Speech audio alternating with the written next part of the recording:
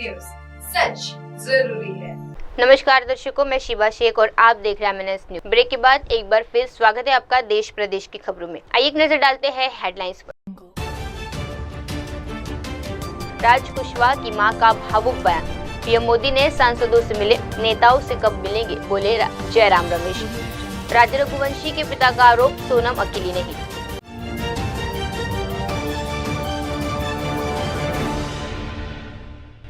आप देख रहे हैं MNS न्यूज, सच जरूरी है। आइए देखते हैं खबरें विस्तार से।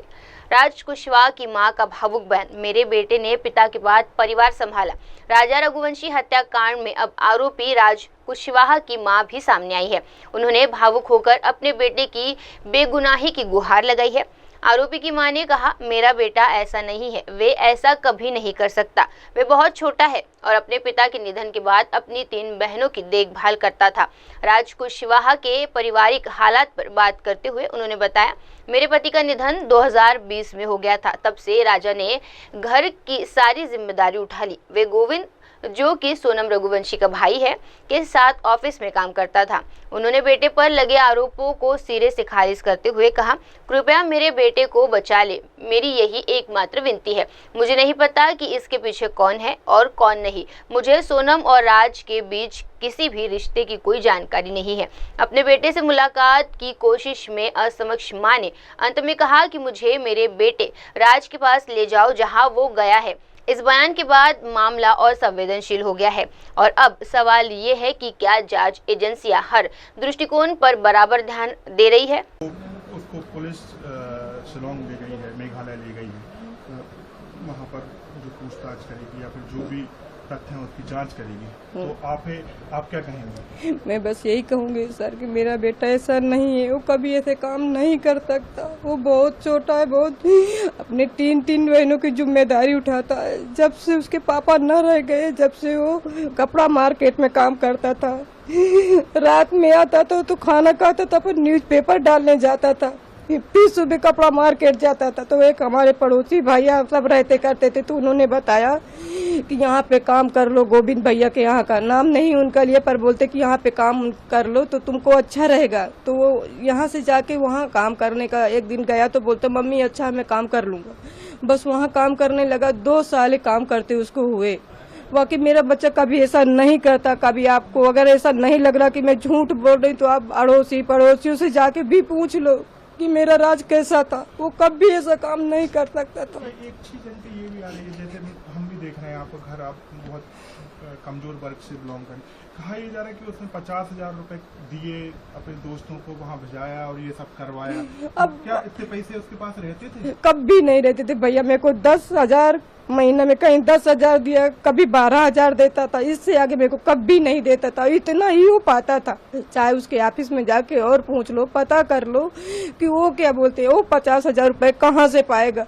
बच्चियों को मैं पढ़ाई के नहीं होता, मेरी बच्चियों की स्कूल जाके पता कर लो, उसके सर भी उनको पैसे के लिए फीस नहीं लेते थे। साल भर फ्री मेरी बच्चियों को पढ़ाया है। कमला नेहरू में पढ़ती थी, साल भर फ्री पढ़ाया। मेरे सर से जाके, बच्चियों के सर से जाके पूछ कर लो कि सही है कि गलत है।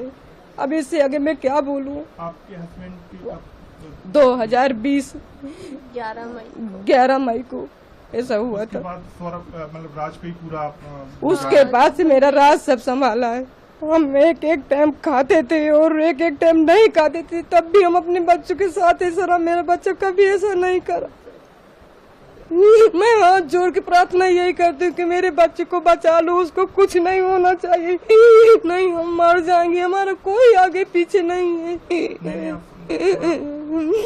ध्यान रखिए, ऐसा कुछ नहीं। ये इंदौर में हम अकेले रहते हैं, हमारा कोई आगे पीछे नहीं, बस वही बच्चा है हमारा, वही सब कुछ करता था। रात दिन मेहनत करा भैया, रात दिन मेहनत करा।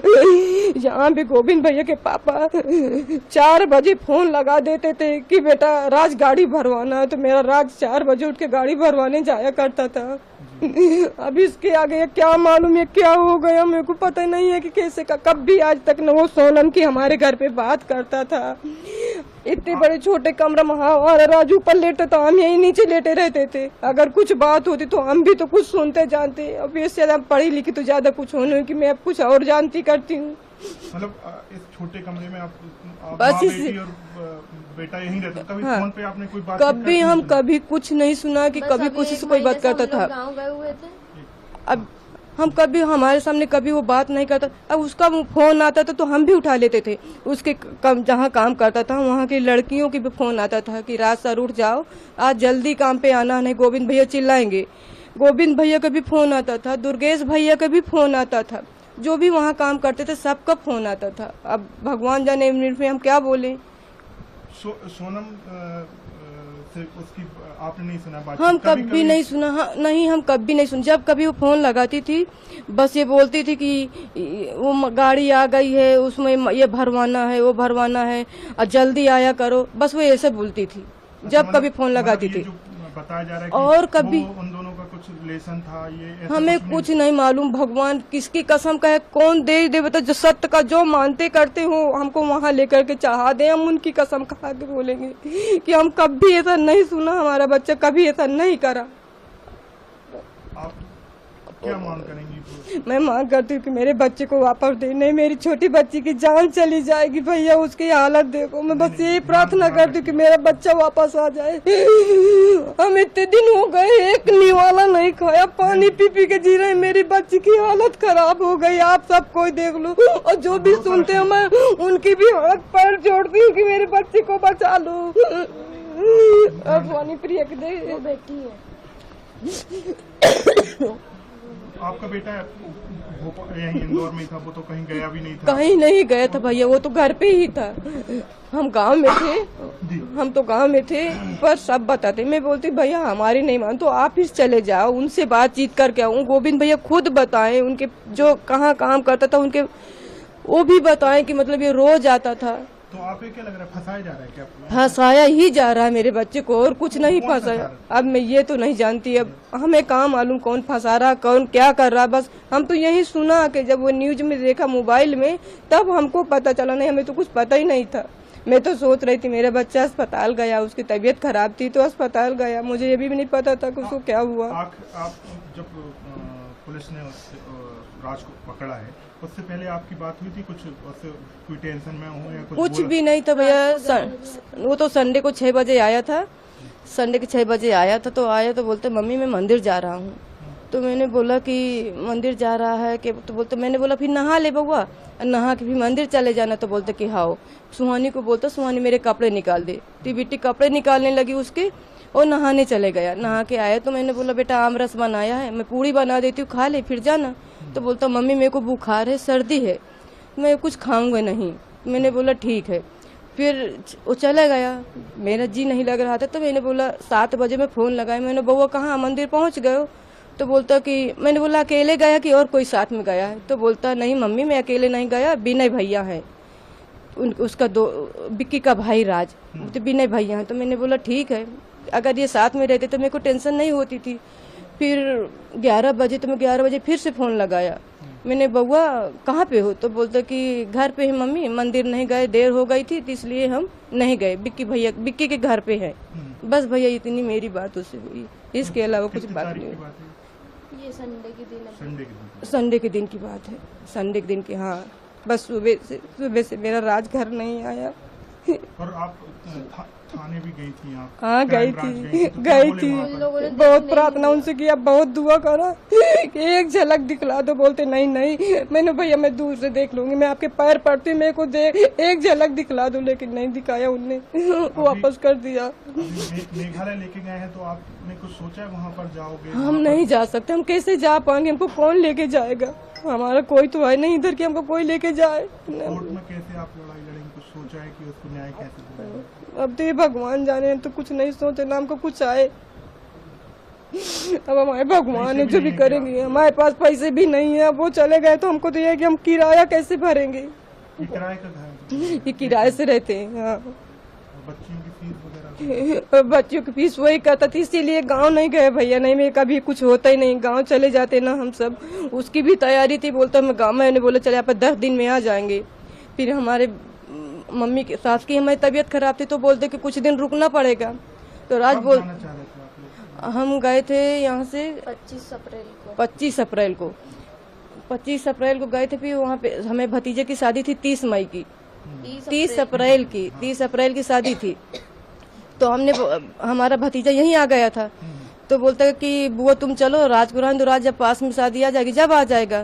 तो मैंने बोला राज चल। तो बोलता कि मम्मी अभी नहीं जाऊंगा, अगर मैं चले जाऊंगा तो महीना बेकार हो जाएगा, फिर किराया कहाँ से आएगा, फिर इनका एडमिशन भी करवाना पड़ेगा, इसलिए तुम चले जाओ और मामा से बोल देना। मामा को तो सब समझ कि हमारे कोई नहीं करने धरने वाला, तो मैं नहीं जा रहा। तो मैंने बोला हाँ ठीक है। फिर बोलता मम्मी चलूं क्या? तो मैंने बोला मत जा, अगर तू भी सही बात चले जाएगा तो कौन करेगा, फिर किराया कहाँ से भरेंगे, फिर सुहानी प्रिया के एडमिशन इसका कॉलेज को तो देखेंगे जैसा भी होएगा, पर उसका 12 तो करवाना ही पड़ेगा। तो बोलता हाँ सही, इसलिए भैया वो नहीं गए, नहीं वो भी चले जाता तो कहे काज ऐसा होता।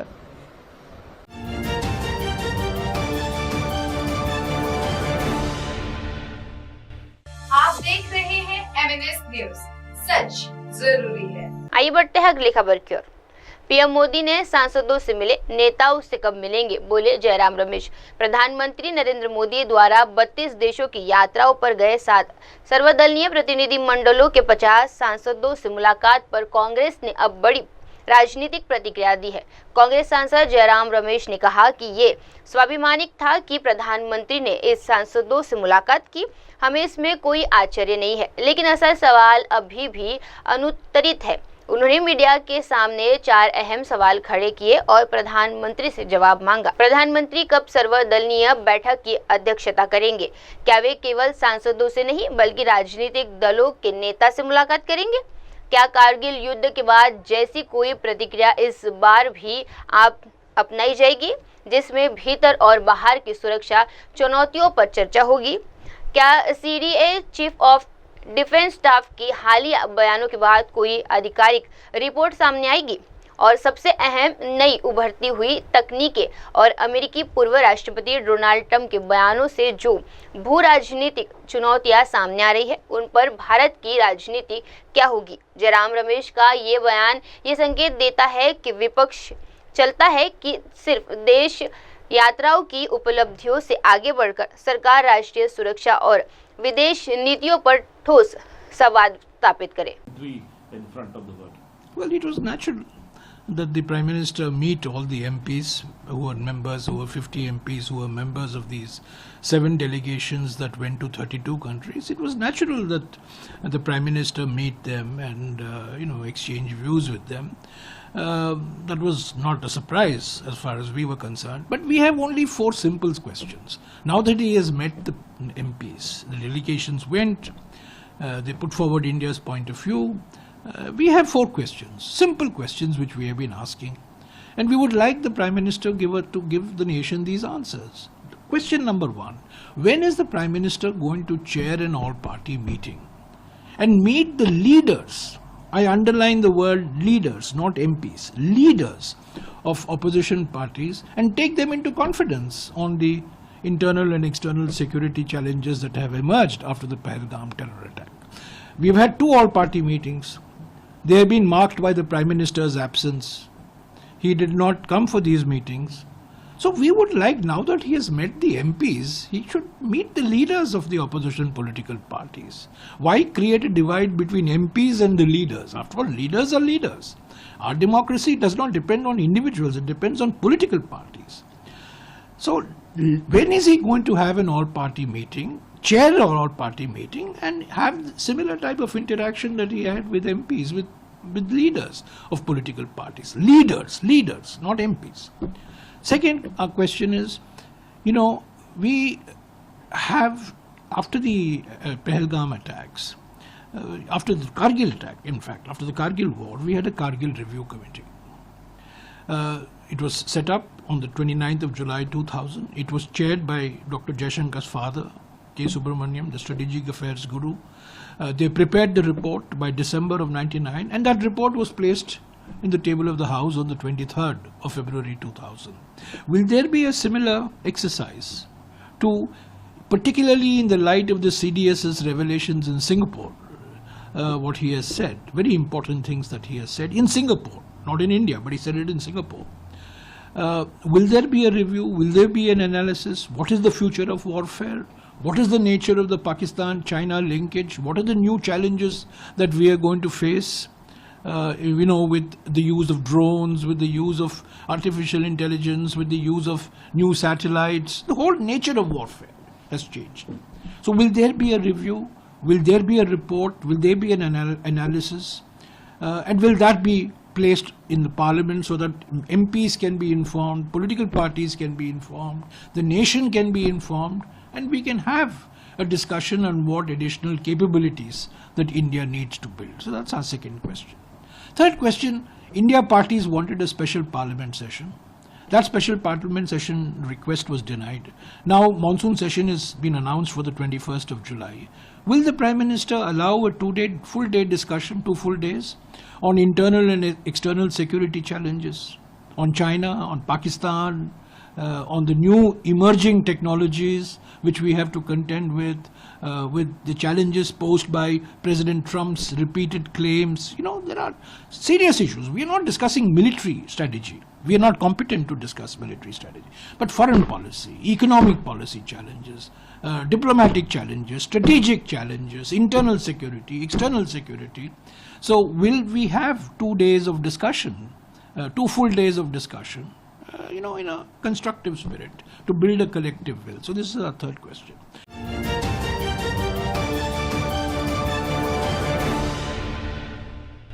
आप देख रहे हैं MNS न्यूज, सच जरूरी है। आइए बढ़ते हैं अगली खबर की ओर। राजा रघुवंशी के पिता का आरोप, सोनम अकेली नहीं। राजा रघुवंशी हत्याकांड में पीड़ित परिवार ने अब सीधी उंगली सोनम रघुवंशी की ओर उठाई है। राजा के पिता अशोक रघुवंशी ने मामले में गंभीर आरोप लगाते हुए सोनम से सख्त से पूछताछ की मांग की है। अशोक रघुवंशी ने कहा, अगर सोनम ने सख्ती से पूछताछ की जाए तो कहीं चौंकाने वाले तथ्य सामने आएंगे। उन्होंने दावा किया कि एक महिला अकेले इतनी बड़ी वारदात नहीं कर सकती, इनमें और भी लोग शामिल होंगे। उन्होंने सोनम के निजी जीवन पर सवाल उठाते हुए कहा, उसे मंगल दोष था और उसके पहले अपने पति को मारकर किसी और से शादी करने की सोची थी। अपने बेटे को याद करते हुए वे भावुक हो गए और कहा, मेरा बेटा बहुत मासूम था, वे कभी किसी के साथ गलत नहीं कर सकता था। परिवार अब इस हत्याकांड की गहराई से जांच और साजिशकर्ताओं के खिलाफ कार्रवाई की मांग कर रहा है। अभी उससे अगर कड़ी पूछताछ होगी सोनम से तो आगे का राज और खुलेगा, इसमें और ही मिले होंगे ये और भी लोग कि एक लेडीज इतना वो नहीं कर सकती है। आज मैं साला किसी जगह मारने जगह चाचा को सोचूंगा कि इसको मारो, मैं डरूंगा, अरे मैं अकेले कैसे पर रहूंगा। वो अकेला जब इतना गेम चला सकती है तो समझ लो फिर उसके आगे पीछे और कोई होंगे, उसमें उसकी लेडीज से उसकी सहेली या कोई लेडीज मिली होंगी। पॉइंट वाले बात बोला मैंने आपको, बस फिर क्यों करा होगा ऐसा, आपको क्या लग रहा है? और मंगल चक्कर भी थी कि एक को मरवा दूंगी तो मेरे को भी 2 हट जाएगा तो मेरा जो प्रेम उससे शादी कर लूंगी। पॉइंट पे पॉइंट बात वाली अंदर आदमी से देखता ना ये रिश्ता कैसे आया था? कि कोई रिश्ते के बनती है, वो पुस्तकें आपके समाज में बनती है, मेरे समाज में बनती है, सब में बनती है। तो उसमें लड़का के पसंद करता है, अपन नंबर भी लिखते हैं, एड्रेस भी लिखते हैं, फलाना कॉलोनी के ये। फिर अपन रिश्ते के बाद तो फोन लगाते भाई हमारा लड़का भी मंगल है, लड़की वाले कहते हमारी लड़की मंगली है। फिर हम देखने आ सकते हैं तो अपन बोला हाँ ठीक है आओ, हम भी आपका घर देख लेंगे। फिर आगे शादी ब्याह बात चलती है। मुझे क्या होना था कि शादी ऐसी होगी सर मेरे बच्चे ही हमेशा के लिए चला जाए। आपने कभी नहीं सोचा था कि अरे नहीं, मेरा बच्चा इतना सीधा था कि आस पड़ोस से भी कहता है तुम्हारा छोटा सा बात करते ही नहीं। मैंने भैया उसके काम से काम करता है, जो चाहिए पापा क्या चाहिए मम्मी क्या चाहिए ला के दे देते हैं। फोन पे बात लगातार सोनम करती रहती, कभी आप लोगों को शक नहीं हुआ? और ने क्या नया जोड़ा मेरे को बता नहीं पाता, बोला मैं कहूँगा पापा मम्मी नाराज होंगे कि बात क्या है, शाम को बात कर लेंगे, शाम को देखो। तो सुबह वो उसके बाद उसके फार्म को लगी रहती है। उसने 1 चक्कर पूछा 2 चक्कर पूछा कि तो बात क्यों नहीं करती? अरे मेरे को मेरा ऑफिस में ये फलाना काम, मेरे गाड़ी लगती है, ये वो फलाना ढिमका प्लॉट करना, ये बस। घर वाले भी क्या शामिल हो सकते हैं कि आप? हाँ वो तो जब घर वाले भी शामिल, घर वाले मालूम मेरी छोरी इसमें की है तो तुमको शादी नहीं करना था। जब वो दूसरे से लगी हुई है तो फिर तुमने दूसरा घर बर्बाद क्यों करा? उसने उसका घर का बर्बाद भी कर लिया, मेरा घर ये बर्बाद हो गया। राज के घर वाले कह रहे हैं कि वो बिल्कुल निर्दोष है, वो तो कोई निर्दोष ही नहीं मानता था। अरे कोई हमने भी 60 साल की उम्र में कर ली, ऐसे बेल माना लेते हैं, हर किसी को बेल बना लेते हैं। मैं आपके घर में, क्या आप मेरे रिश्तेदार हो गए क्या? सर मेघालय के मंत्री वो कह रहे हैं कि माफी मांगनी चाहिए आप इस चीज को लेकर। मांगना, इन्होंने बहुत मेघालय को बदनाम करा है, बहुत बदनाम करा है, जबकि वो तो नहीं अंडरग्राउंड काम कर रहे थे। मेघालय की पुलिस लेके इंदौर, मेघालय की पुलिस लेके इंदौर आई है, और ये इंदौर आई ना, ये पहले इंदौर आ चुकी, 2 दिन यहाँ रह चुकी है, इसकी लड़ाती रही किराए के मकान में, रातों रात वो क्या दिन में सफर नहीं करती, रात में सफर करती थी ये, कि दिन में कोई पहचान लेगा। आपको भरोसा मेघालय पुलिस ने सही काम किया? बहुत अच्छा काम किया। मैं तो मेघालय का जो बदनाम करा था, माफी चाहता हूँ मैं, बहुत अच्छे। आप माफी मांग रहे हैं? हाँ, क्यों? बदनाम वो लड़का वाला करते ना। आप मैं तो, मुझे तो मेरा बच्चा पहले लाश आई, मगर ढूंढते निकाला। वो तो आज भी कह रहे हैं मेघालय, वो एक ही सुरट की है, सीबीआई चाहिए, सीबीआई चाहिए। क्या करें सीबीआई के? मेरा बच्चा तो मरा वाला दिया, तेरी छोरी आज जिंदा है, वो तो इसके भी वो केस बंद हो जाएगा, फिर वो शादी करेगी उससे ही। आप क्या मांग करते हैं कि इस चीज इनको तो, क्योंकि पिता है, इनको तो फांसी की सजा, पहले तो पूरी इंक्वायरी अभी होगी, इसमें और भी पकड़ाएंगे और भी पकड़ाएंगे।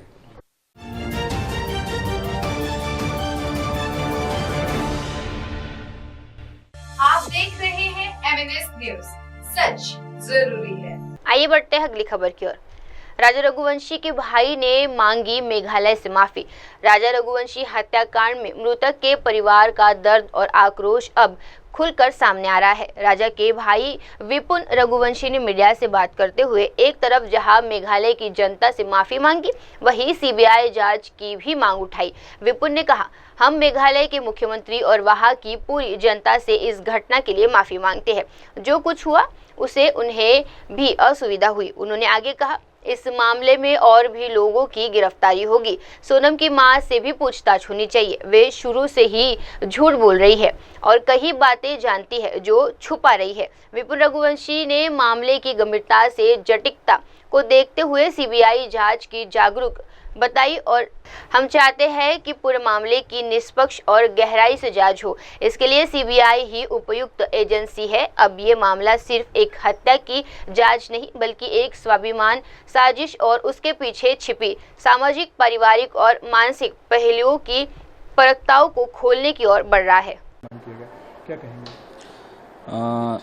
मेरा पूरा परिवार जो है, हम लोग सभी जने जो है सीएम साहब से, मेघालय पब्लिक से, सभी से हम लोग हाथ जोड़ के माफ़ी मांगते हैं। तो हम लोगों से जो गलती हुई है सोनम को ढूंढने में, उसे नज़रअंदाज समझ के हमें माफ़ करिए।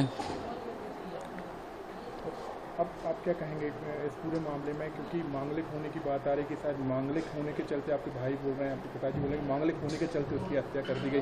तंत्र मंत्र की बात है कि ये सच है? आप लोग कैसे लग रहा है? देखिए, तंत्र मंत्र का मुझे कोई आइडिया नहीं है।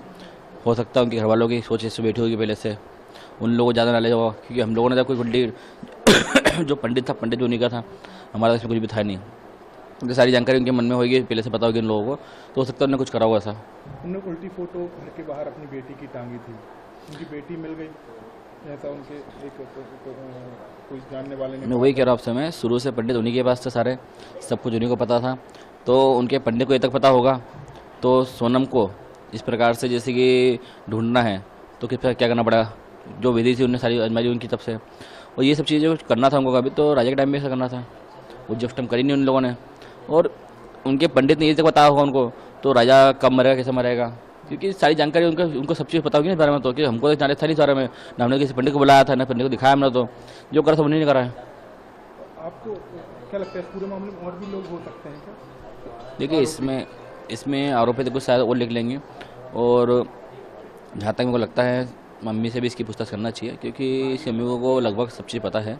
उसकी मम्मी ने बातें छुपाई हमसे, तो इसकी मम्मी को भी जो है ना सारी बातें पूछने के कारण पुलिस को इनसे कबूल करवाना चाहिए, सारी चीज़ें पुलिस को पकड़ना चाहिए उनको, कि कुछ बातें वही बताएंगे जो अपने मन में छुपाई उनकी बातें, जो हमको बताई नहीं उन्होंने। तो मतलब माँ को पता था कि उनका कोई रिलेशन है, कुछ है, या कुछ लड़की नहीं करना चाहती शादी, इस तरीके की बात? हाँ, क्योंकि देखिए हर माँ को जो है अपने बच्चे के बारे में पता रहता है।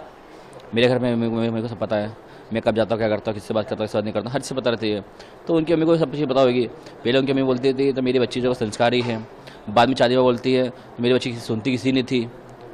गुस्से वाली थी, वो बात करते थे तो उसकी मतलब उसकी मर्जी चलाती थी।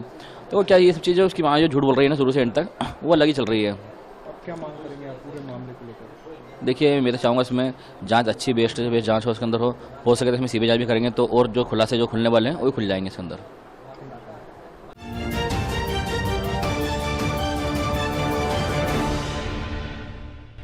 आप देख रहे हैं MNS न्यूज, सच जरूरी है। आइए बढ़ते हैं अगली खबर की ओर। एमपी में वन्य जीवनों की सुरक्षा पर सीएम मोहन यादव का फोकस। मुख्यमंत्री मोहन यादव ने अपने जामनगर दौरे के दौरान राज्य के वन्य जीवन संरक्षण और पर्यटन विकास को लेकर बड़ी घोषणाएं की। उन्होंने कहा कि मध्य प्रदेश के पास विशाल वन क्षेत्र है, इसी कारण वे बाघ, तेंदुआ और गिरधर जैसे वन्य जीवनों की संख्या सबसे ज्यादा है।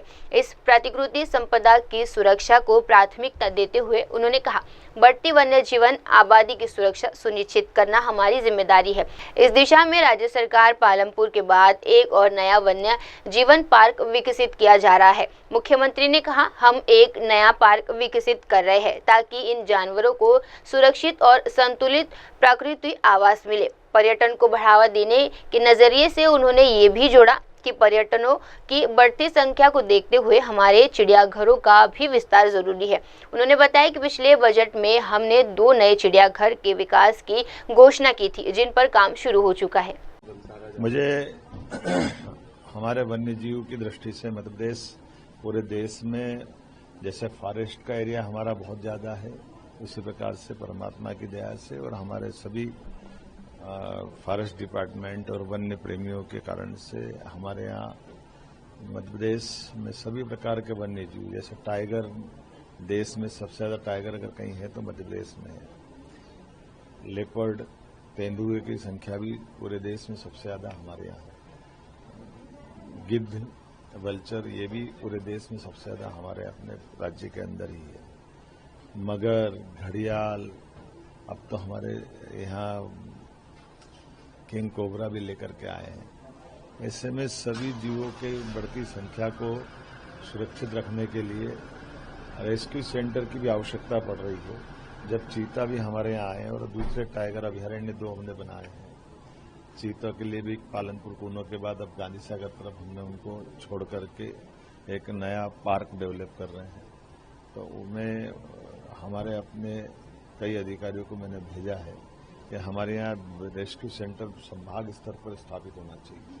अभी एकमात्र रेस्क्यू सेंटर हमारा अकेला भोपाल वन विहार में है, क्योंकि जानवर जब घायल होता है तो उसको सही समय पर सही इलाज मिल जाए और उसी आबो हवा से वापस उसको छोड़ दें।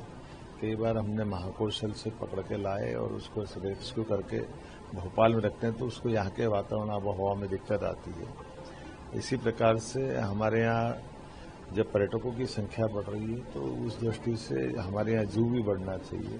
तो जू की दृष्टि से भी हमने पिछले बजट में भी 2 जू करने की घोषणा की थी और कोशिश कर रहे हैं धीरे धीरे करके पूरे संभाग केंद्रों पर भी हम ये वन्य प्राणियों की जन जागरूकता के साथ साथ उनकी देखरेख करते हुए और खास करके बूढ़े, अपारिज, लावारिस, इस प्रकार के वन्य प्राणी जिनको उनका जीवन बचाया जा सके, जिससे कई बार गाँव में जंगल में घटना होती है उससे भी बचा जा सकता है। तो मैं उम्मीद करता हूं कि हमारा ये जो पूरे देश का सर्वश्रेष्ठ रेस्क्यू सेंटर और एक तरह से जू है गुजरात में, मैं आज उसको स्वयं भी देखने जा रहा हूं। मैंने बीच में टीमें भेजी थी और हम उम्मीद करेंगे कि आपस में हमारे जानवरों को भी आदान प्रदान करें। जो हमारे यहाँ जानवर अधिकता में है उनको जरूरत होगी या वो रेस्क्यू से उनको सुविधा से बचा सकते हैं, तो आपस में हर एक प्राणी की रक्षा भी कर सकें और इस तरह से हमारे राज्य में भी क्या विकास हो सकता है। हमने बीच में कोशिश की हमारे विश्वविद्यालयों के अंदर वेटनरी हॉस्पिटल खोलने की, वेटनरी कोर्स खोलने की, ताकि अधिकांश ऐसे जो वन्य जीवों से संबंधित चिकित्सक भी तैयार हो सके।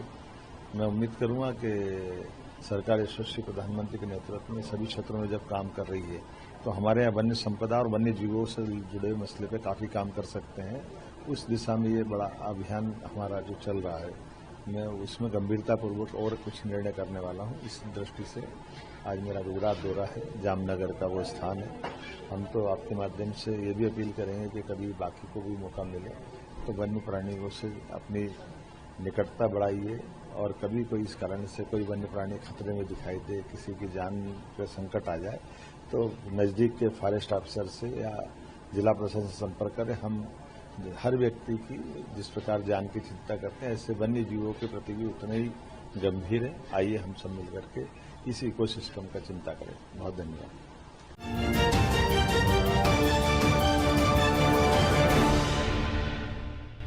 आप देख रहे हैं MNS न्यूज, सच जरूरी है।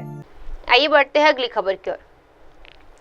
सचिन रघुवंशी ने मेघालय सरकार से सभी आरोपियों से पूछताछ और सख्त कार्रवाई की अपील की। राजा रघुवंशी हत्याकांड में मृतक के भाई सचिन रघुवंशी ने एक बार फिर सोनम रघुवंशी पर गंभीर आरोप लगाए हैं और मेघालय सरकार से सार्वजनिक माफी मांगी है। सचिन ने कहा, मैं मेघालय सरकार से माफी मांगना चाहता हूं कि सोनम रघुवंशी की वजह से मेघालय की छवि को ठेस पहुंची। साथ ही उन्होंने वहां की पुलिस और प्रशासन की सराहना करते हुए कहा, मेघालय पुलिस ने 17 दिनों में इस केस को सुलझा लिया। मैं मेघालय सरकार को धन्यवाद देना चाहता हूं कि उन्होंने हमारे साथ खड़े होकर न्याय की लड़ाई को आगे बढ़ाया। पर्यटकों की सुरक्षा को लेकर उन्होंने कहा, मेघालय सरकार अपने पर्यटकों की परवाह करती है, ये इस केस में साफ नजर आता है। लेकिन उन्होंने साथ ही ये भी मांग भी रखी कि मामले के सभी आरोपियों को गहराई से पूछताछ होनी चाहिए और उनके खिलाफ सख्त कार्रवाई होनी चाहिए। सोनम को लेकर उनका बयान बेहद तीखा था। सोनम रघुवंशी के साथ परिवार को बर्बाद कर दिया, उनके खिलाफ सख्त से सख्त कार्रवाई होनी चाहिए। चली गई और चारों आरोपी ने अपना गुनाह जो है वो कबूल कर लिया है, क्या कहेंगे? सर, जो चारों आरोपी ने गुनाह कबूल करा है, पहले तो ये अच्छी बात है कि पहले तो मैं सबसे पहले मेघालय सरकार से माफ़ी मांगता हूँ कि आज एक सोनम रघुवंशी की वजह से जो मेघालय बदनाम हुआ है, तो इस पर कड़ी से कड़ी कार्रवाई की जाए। सज़ा की मैं मांग करता हूँ वहाँ के CM साहब से कि इस लड़की की वजह से पूरा मेघालय जो टूरिस्ट एरिया था, जो टूरिस्ट से बदनाम हो, जिनकी रोजी रोटी चलती थी, इस लड़की ने उनकी रोजी रोटी खा गई है। तो मैं इंडिया के सभी लोगों से अपील करता हूँ कि वो टूरिस्ट एरिया बहुत अच्छा एरिया है।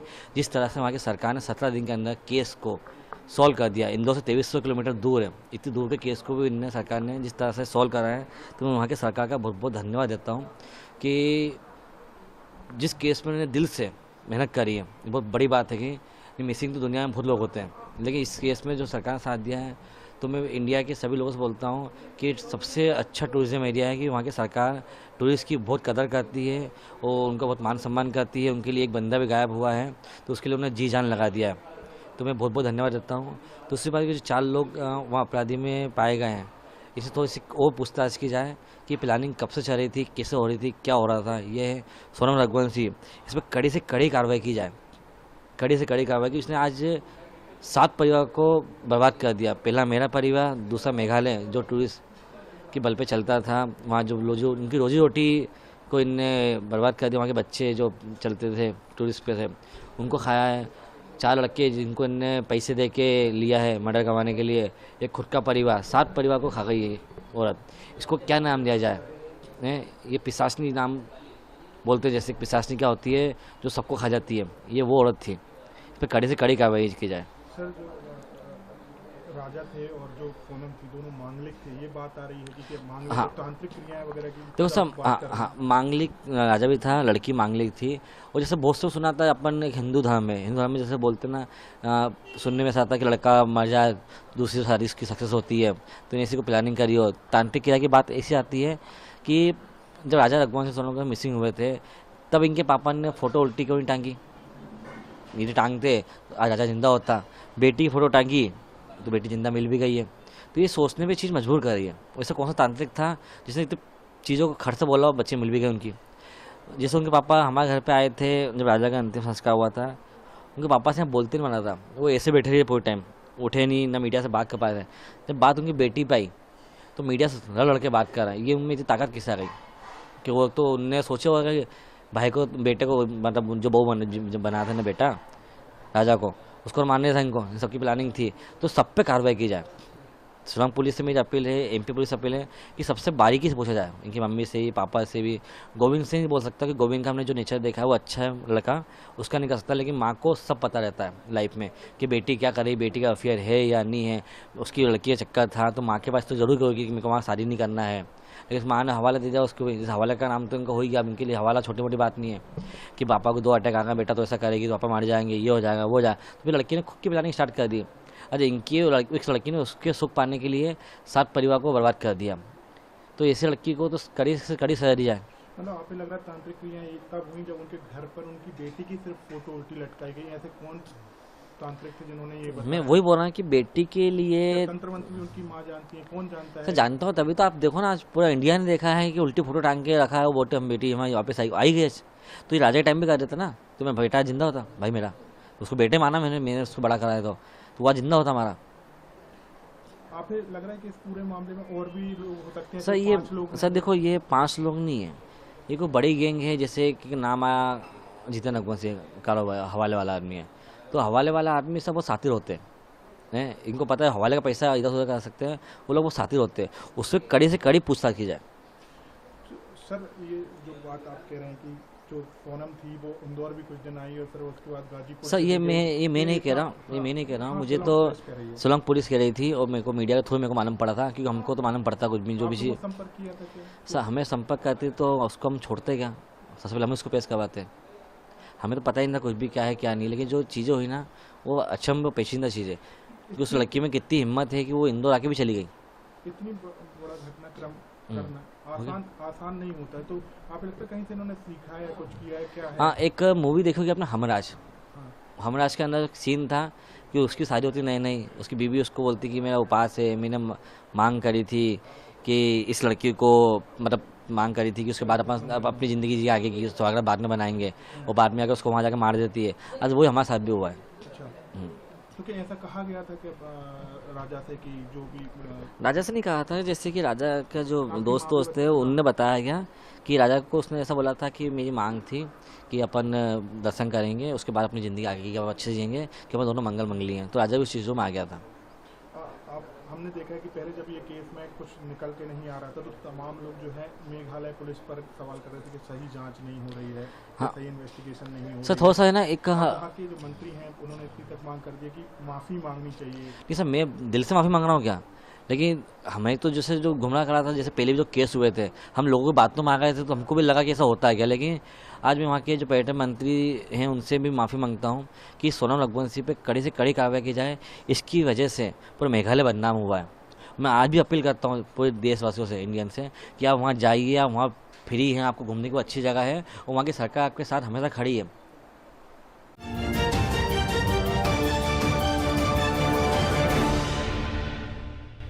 आप देख रहे हैं MNS न्यूज, सच जरूरी है। आइए बढ़ते हैं अगली खबर की ओर। केरल बीजेपी अध्यक्ष का बयान भारत माता की जय सिर्फ नारा नहीं भावना है। भारत माता की जय को लेकर छिड़े राजनीतिक विवाद के बीच केरल भाजपा अध्यक्ष राजीव चंद्रशेखर ने CPM पर सीधा हमला बोला। उन्होंने कहा कि ये नारा सिर्फ एक वाक्य नहीं बल्कि हर भारतीय की भावना और विचार है। राजीव चंद्रशेखर ने स्पष्ट शब्दों में कहा, हम भारत माता की सेवा के लिए अपनी पूरी शक्ति लगा देंगे। भारत माता की जय कोई विवाद नहीं बल्कि हमारी पहचान है। उन्होंने आरोप लगाया कि ये विवाद CPM जैसी तुच्छ पार्टी ने खड़ा किया है जो अब तुष्टीकरण की राजनीति के चरण पर पहुंच चुकी है। उन्हें लगता है कि अगर वे भारत माता की जय कहते हैं तो मुस्लिम वोट खो देंगे। राजीव चंद्रशेखर ने अपनी बात को और सख्त करते हुए कहा, ये बेशरम राजनीति है। भारत माता को गाली देना किसी भी रूप में स्वीकार नहीं किया जाएगा।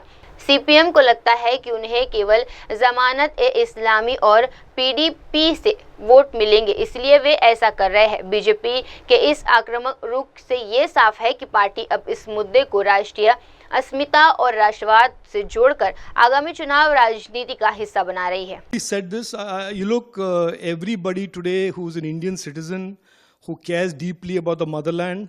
For us, Bharat Mata Ki Jai is not some slogan, it's not some political, it is a thought, it is a feeling that we will do everything in our power and command to protect, to defend, to serve our motherland.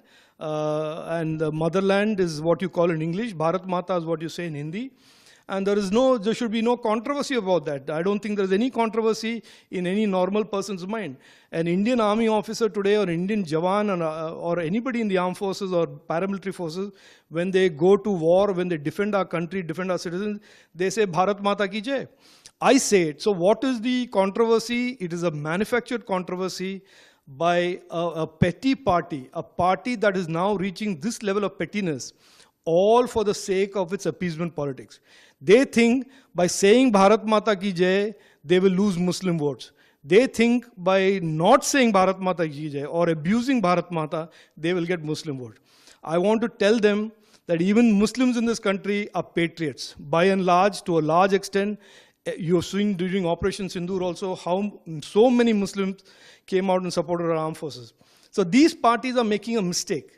This type of appeasement, silly, shameless politics of abusing Bharat Mata, if they think they will get them votes, they are only going to get votes from the Jamaat-e-Islami and they're going to get votes from the PDP. Agriculture Minister P. Prasad is saying that the flag in the portrait has been used by the RSS, it's not by the Indians. So how you react to that? No, so I mean the flag that I use is a tricolor, the flag that you use is a tricolor, the flag that the CPM salutes is a tricolor.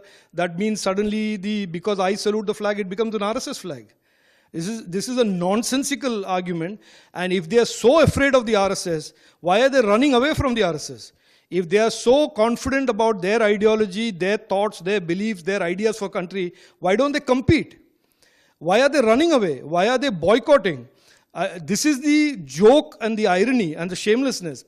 If the CPM, which is a party that is built on a foreign ideology initiated by Karl Marx, a German, and then perfected by the USSR and China, wants to talk about a flag that the Sangh Parivar and the RSS celebrates and worships, then why not join a debate and defeat us with the power of ideas? But that they won't do. They'll run away and make all these very silly statements to try and appease their constituency. But even there, they are not going to succeed. Sir, even after the state government recollect, Governor keep on putting up that portrait. Of course, and frankly now everybody should. As an open way of defying this type of Marxist nonsensical ideology, this type of appeasement politics, everybody should say, I love Bharat Mata. And that is the only way to defeat these type of clowns.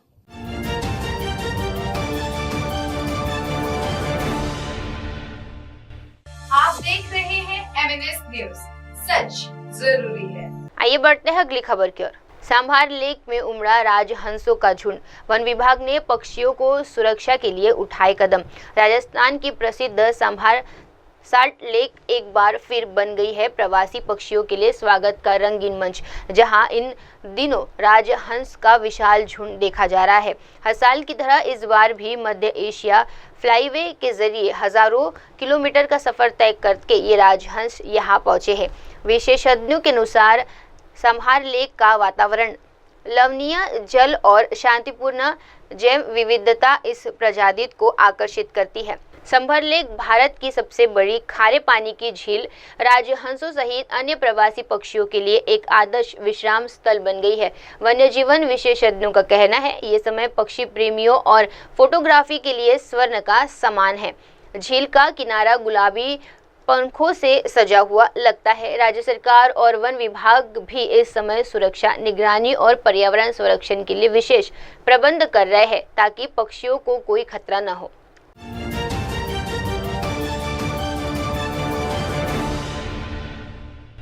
आप देख रहे हैं MNS news, सच जरूरी है। आइए बढ़ते हैं अगली खबर की ओर। पिछली सरकारों ने बाढ़ को कभी गंभीरता से नहीं लिया, बोली सीएम रेखा गुप्ता। राजधानी दिल्ली में बाढ़ और सिंचाई प्रबंध को लेकर आयोजित एक उच्च स्तरीय बैठक के बाद मुख्यमंत्री रेखा गुप्ता ने सरकार की तैयारियों पर भरोसा जताया और पूर्ववर्ती सरकार की लापरवाही पर निशाना साधा। सीएम रेखा गुप्ता ने कहा, ये एक अच्छी और स्वाम्य बैठक थी। सभी विभागों ने अपनी तैयारियों की रिपोर्ट दी। हम किसी भी आपात स्थिति से निपटने के लिए पूरी तरह तैयार है।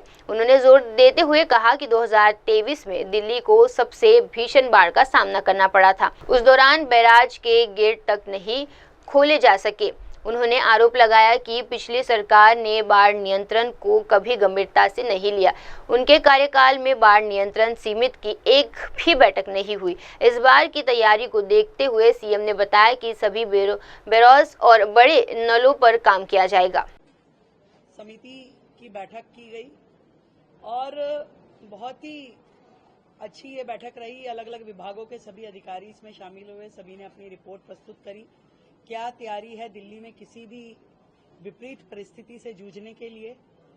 पिछली सरकारों ने कभी इस विषय को बहुत सीरियस लिया नहीं और जानकारी इस प्रकार की भी है कि ये बाढ़ नियंत्रण कमेटी की कभी मीटिंग भी पिछली सरकारों के समय में हुई नहीं।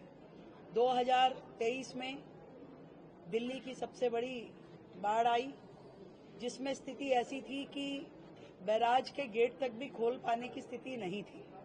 इस बार सरकार की पूरी तैयारी है। हमने बहुत मास स्केल पे बड़ी ड्रेन्स पे सभी बैराज पे काम किया है। कंट्रोल सेंटर्स पूरी तरह एक्टिव हैं और डीसिल्टिंग का बहुत बड़ा काम लगभग 20 लाख मीट्रिक टन हमने बड़ी ड्रेन्स में से डीसिल्टिंग की है। एमसीडी और पीडब्ल्यूडी की भी सभी ड्रेन्स की डीसिल्टिंग 80 से 90% हो चुकी है आज की डेट में और काम अभी भी जारी है। किसी भी प्रकार की परिस्थिति के लिए दिल्ली पूरी तरीके से तैयार है।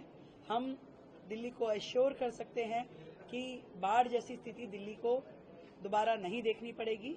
बेहतर तैयारी है, बेहतर काम चल रहा है सभी विभागों का और सभी विभाग पूरी तरीके से मुस्तैद होकर काम कर रहे हैं। जहां जहां पंप हाउस चाहिए वो लग चुके हैं, जहां एक्स्ट्रा स्टाफ की नियुक्ति होती है वो सारी प्रोसेस में है चीजें और हर तरीके से सरकार मुस्तैद है। धन्यवाद।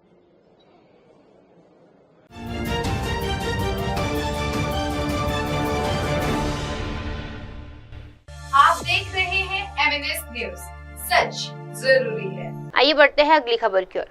विधानसभा के बाहर भाजपा विधायकों का प्रदर्शन, हमें बोलने नहीं दिया गया। सुमिता सिन्हा। पश्चिम बंगाल विधानसभा के बाहर भाजपा विधायकों ने जोरदार प्रदर्शन किया।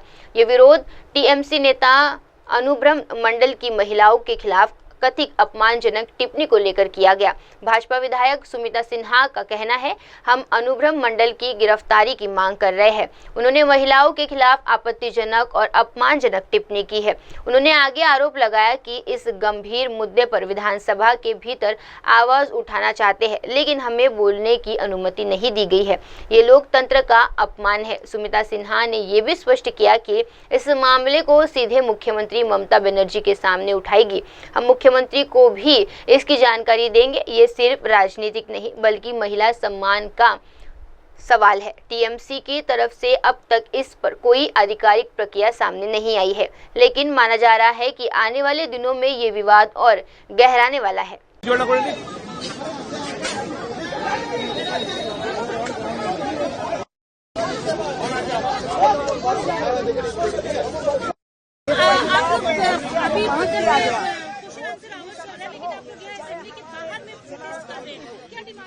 क्योंकि हमारा जो डिमांड्स है अनुव्रत जी जो हमारे नारी के अगेंस्ट, नारी समाज के अगेंस्ट जो वार्ता दिया है, जो बातें की है, वो बातें जो घिनौनी बातें, माँ को, पुलिस ऑफिसर की माँ को, बहन को, बीबी को लेके जो घिनौना अप्रोच किया है, हमें तो डर लग रहा है अगले दिन ये पुलिस ऑफिसर लोग सब क्या चिंता कर रहे हैं। ये लोग को भी तो शर्म आना चाहिए ना। तो हम लोग इसके लिए, इसके अगेंस्ट हम कुछ बोलना चाहते थे विधानसभा के अंदर, पर हमको बोलने नहीं दिया नहीं गया, इसलिए हम लोग बाहर आके प्रोटेस्ट कर रहे हैं। डिमांड्स है कि उनका जेल होना चाहिए, उनको पकड़ना चाहिए, फिर से उनको जेल में भरना चाहिए। इतने सारे माने जो हमारा नारी समाज है वो सबको अपमान कर रहा है, तो क्या उसको फिर से जेल नहीं जाना चाहिए? ये हमारा डिमांड है, उसको फिर से जेल जाना चाहिए, क्योंकि उसके अगेंस्ट पहले तो बहुत सारे एलिगेशंस है, फिर अभी ये है कि नारी समाज को इतना घिनौना इंगित कर रहा है। इसके लिए इसको तो जेल जाना ही चाहिए। हमारा डिमांड वही है। हाँ बिल्कुल, हम सीएम के बोलेंगे। हम सीएम के काल भी बोलना चाहते थे, पर वो सुना नहीं, क्योंकि काल सीएम का अपनी कुछ बातें थी, इसलिए उन्होंने जितने दूर तक उनकी बात कहने के अलावा किसी को बात करने नहीं, कल एलओपी को भी बात करने नहीं दिया। और मैं उत्तरकाशी के एमएलए हूँ, मेरा नाम सुमिता सिन्हा। अब वक्त हो चला है दर्शकों छोटे से ब्रेक का। ब्रेक के बाद भी देखते रहिए देश और प्रदेश की तमाम बड़ी खबरें मेरे सहयोगी मिनल के साथ। धन्यवाद। आप देख रहे हैं MNS न्यूज, सच जरूर।